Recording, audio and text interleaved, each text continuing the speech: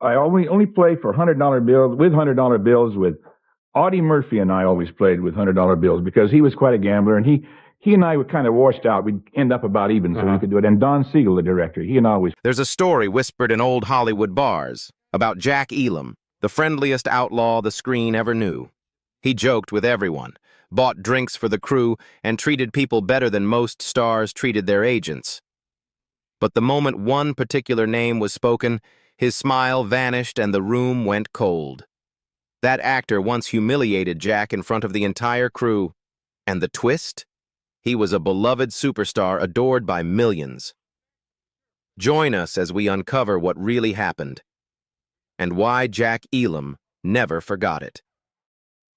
Number 1. Gary Cooper. For Jack Elam, no actor triggered anger as instantly, or as permanently, as Gary Cooper. The feud didn't come from a shouting match or a physical fight.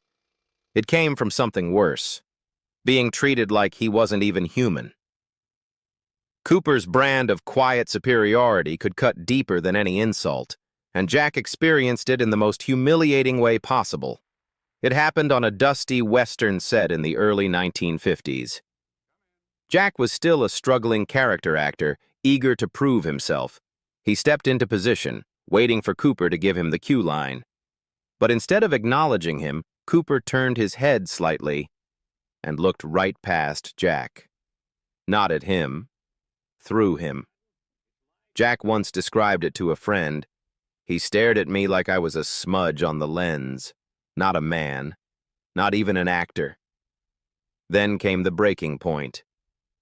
Cooper walked over to the director and, without lowering his voice, said, "Can we not put him in my eye line? He's distracting." Yeah, just distracting. That one word burned into Jack's memory so deeply that he recalled it decades later with the same anger. For Jack, respect on set was sacred. Character actors carried the emotional weight of scenes, even if they weren't the star. Being dismissed like furniture wasn't just hurtful, it was a direct attack on his dignity. And when he saw critics hailing Cooper's barely there performances as genius, the bitterness sharpened. Jack didn't hold back in private. He wasn't acting. He was standing still and letting the hat do the work. That line spread quietly among stuntmen and supporting actors, who whispered it with a mix of fear and admiration. Jack Elam had declared war on one of Hollywood's untouchable legends. The hostility never softened. Cooper died in 1961, but Jack's resentment lived far beyond him.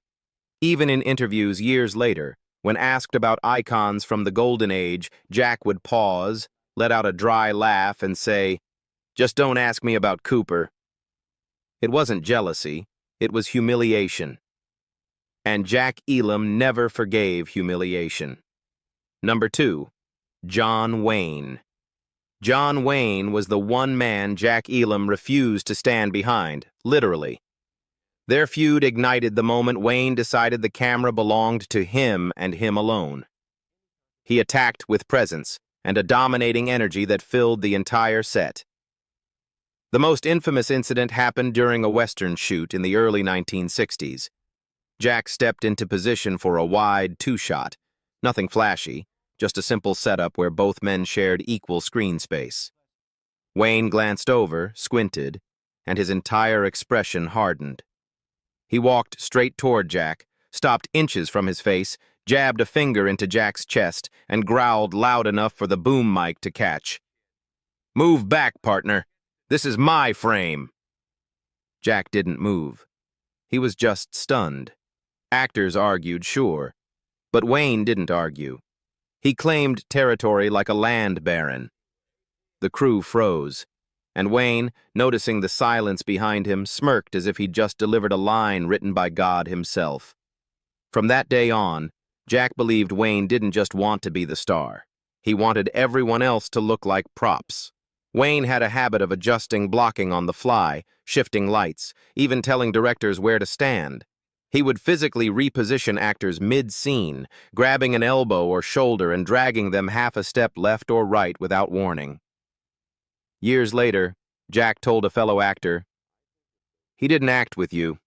He acted around you. Like you were furniture he had to work past." Wayne's defenders called it professionalism. Jack called it bulldozing. They never reconciled, never joked it off, never pretended it was a misunderstanding. When pressed about working with the Duke, Jack would shrug and mutter, "I survived it, that's enough." Number 3. Marlon Brando.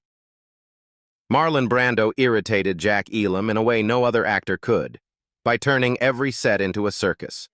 And that was why the resentment exploded in one unforgettable moment when Brando decided the script didn't matter, the director didn't matter, and Jack Elam definitely didn't matter. During a mid-60s shoot, Jack prepared for a tense dialogue scene he'd rehearsed carefully. Brando strolled in late, holding a sandwich, barely acknowledging anyone. When cameras rolled, Jack delivered his first line with precision. Brando didn't respond. Instead, he crouched down, took another loud bite, and began reciting Jack's lines word for word as if mocking him. The crew burst into laughter. Jack didn't. His jaw clenched, his eye narrowed, and every muscle in his face froze in disbelief. Brando later shrugged and said through a mouthful of bread, "Your lines sounded better in my head." He asserted that he could hijack the scene whenever he felt like it. Jack saw it as pure disrespect, not just to him, but to the craft itself. From that day on, he told friends, "You can't trust a man who treats a script like toilet paper." Brando's unpredictability didn't stop there. In another scene, he changed his blocking without warning, forcing Jack to improvise a reaction that wasn't in the script. The director loved it, praising Brando's genius instinct. Jack walked off set, shaking with frustration. To him, professionalism meant discipline. To Brando, professionalism meant doing whatever amused him at the moment. Years later, when somebody mentioned Brando in an interview, Jack's reaction was instant. A roll of the eyes, a sigh, and the line he'd repeated for decades. He was a minefield.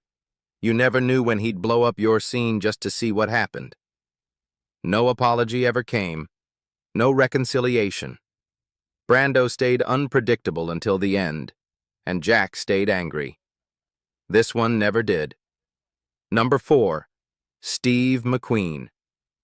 It happened on a hot afternoon at Melody Ranch in 1967, during the filming of a mid-budget Western where Jack Elam had been hired for a supporting role.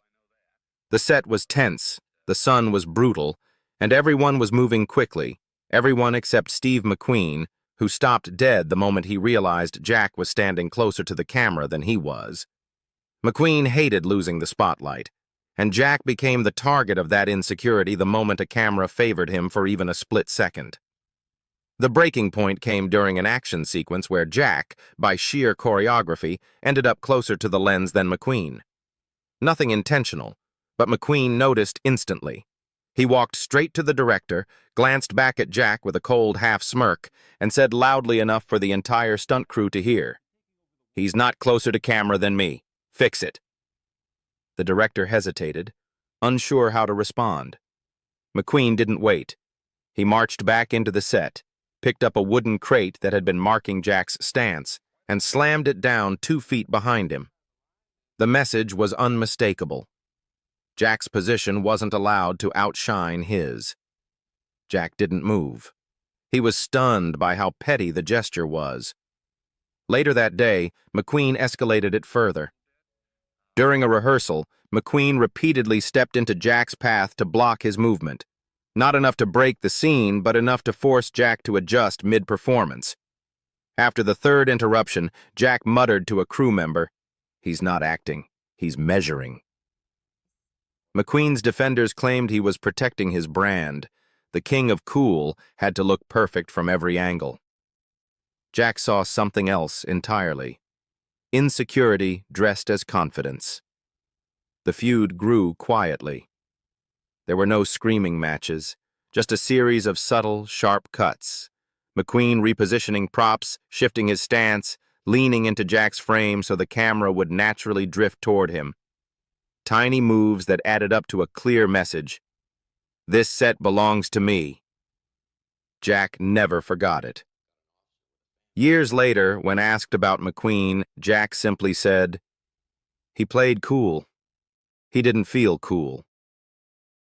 The grudge lingered. Number 5.